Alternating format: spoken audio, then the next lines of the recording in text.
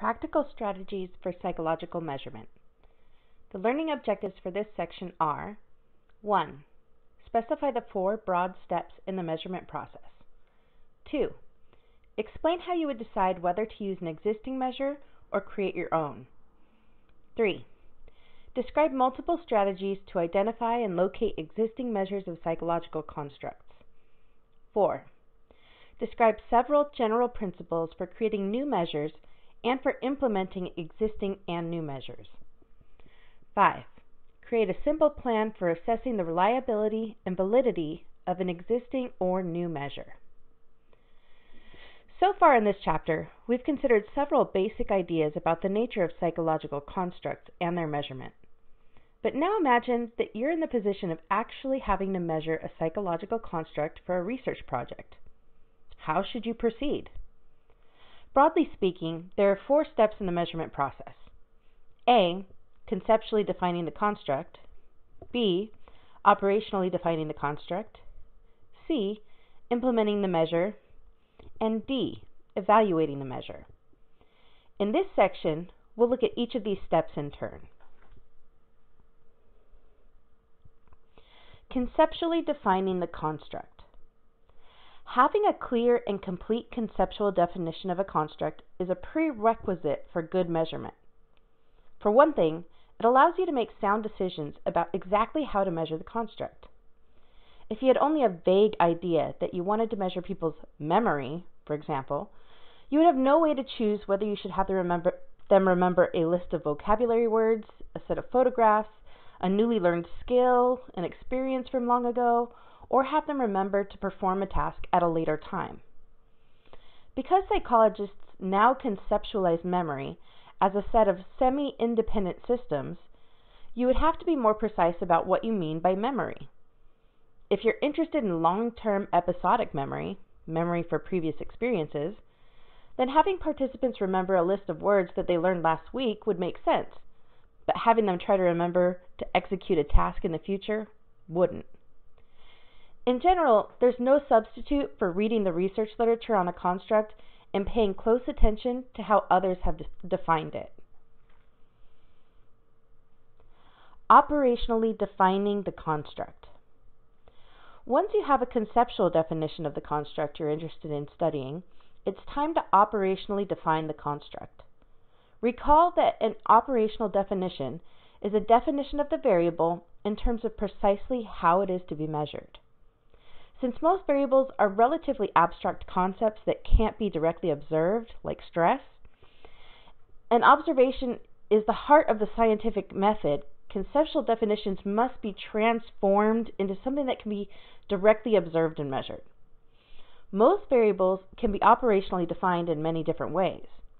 For example, stress can be operationally defined as people's scores on a stress scale, such as the perceived stress scale, or it could be cortisol concentrations in their saliva, or it could be the number of stressful life events they've had recently. As described below, operationally defining your variables of interest may involve using an existing measure or creating your own measure. Using an existing measure. It's usually a good idea to use an existing measure that's been used successfully in previous research. Among the advantages are that A. You save the time and trouble of creating your own. B. There's already some evidence that the measure is valid if it's been used successfully.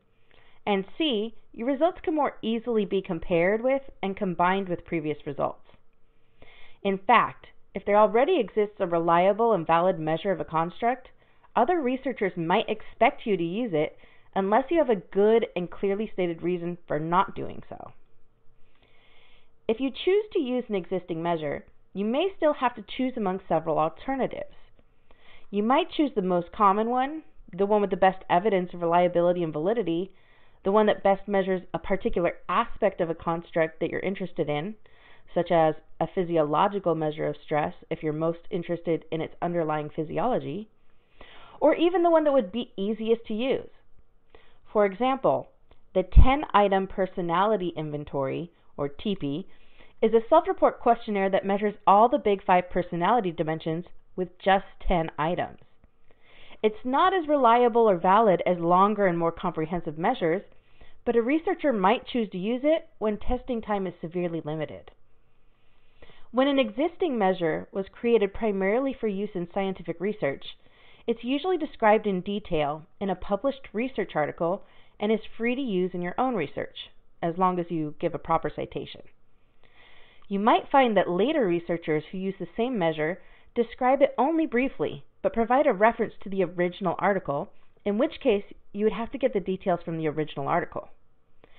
The American Psychological Association also publishes the Directory of Unpublished Experimental Measures and psych tests, which are extensive catalogs and collections of measures that have been used in previous research. Many existing measures, especially those that have applications in clinical psychology, are proprietary. This means that a publisher owns the rights to them and that you would have to purchase them.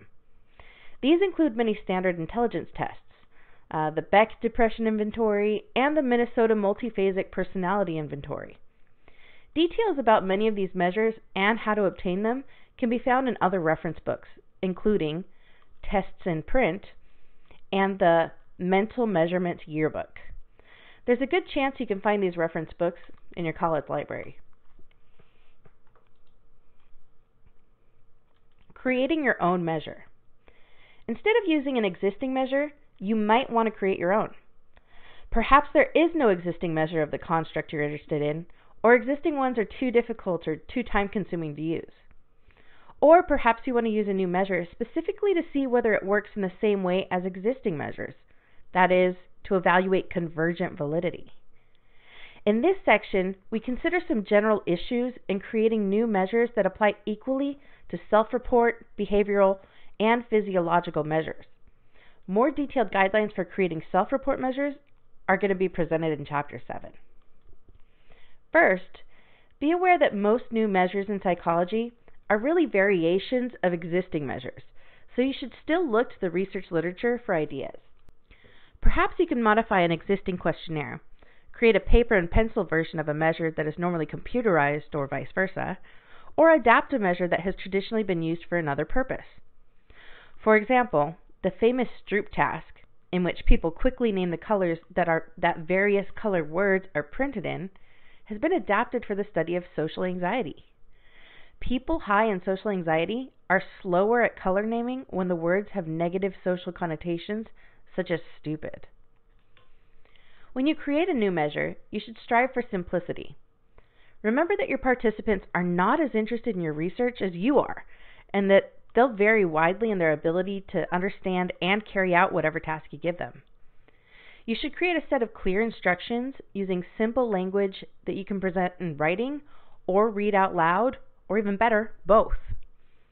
It's also a good idea to include one or more practice items so that the participants can become familiar with the task and to build in an opportunity for them to ask questions before continuing. It's also best to keep the measure brief to avoid boring or frustrating your participants to the point that their responses start to become less reliable and less valid. The need for brevity, however, needs to be weighed against the fact that it's nearly always better for a measure to include multiple items rather than a single item. There are two reasons for this. One is a matter of content validity. Multiple items are often required to cover a construct adequately. The other is a matter of reliability. People's responses to single items can be influenced by all sorts of irrelevant factors. Misunderstanding the particular item, a momentary distraction, or a simple error such as checking the wrong response option. But when several responses are summed or averaged, the effects of these irrelevant factors tend to cancel each other out to produce more reliable scores. Remember, however, that multiple items must be structured in a way that allows them to be combined into a single overall score by summing or averaging. To measure financial responsibility, for example, a student might ask people about their annual income, obtain their credit score, and have them rate how thrifty they are. But there's no obvious way to combine these responses into one overall score. To create a true multiple item measure, the student might instead ask people to rate the degree to which 10 statements about financial responsibility describe them on the same 5-point scale. Finally, the very best way to assure yourself that your measure has clear instructions, includes sufficient practice, and is an appropriate length is to test several people. Observe them as they complete the task, time them, and ask them afterward or comment on how easy or difficult it was, whether the instructions were clear, and anything else you might be wondering about. Obviously, it's better to discover problems with a measure before beginning any large-scale data collection. Implementing the measure. You'll want to implement any measure in a way that maximizes its reliability and validity. In most cases, it's best to test everyone under similar conditions that, ideally, are quiet and free of distractions. Participants are often tested in groups because it's efficient, but be aware that it can create distractions that reduce the reliability and validity of the measure. As always, it's good to use previous research as a guide. If others have successfully tested people in groups using a particular measure, then you should consider doing it too.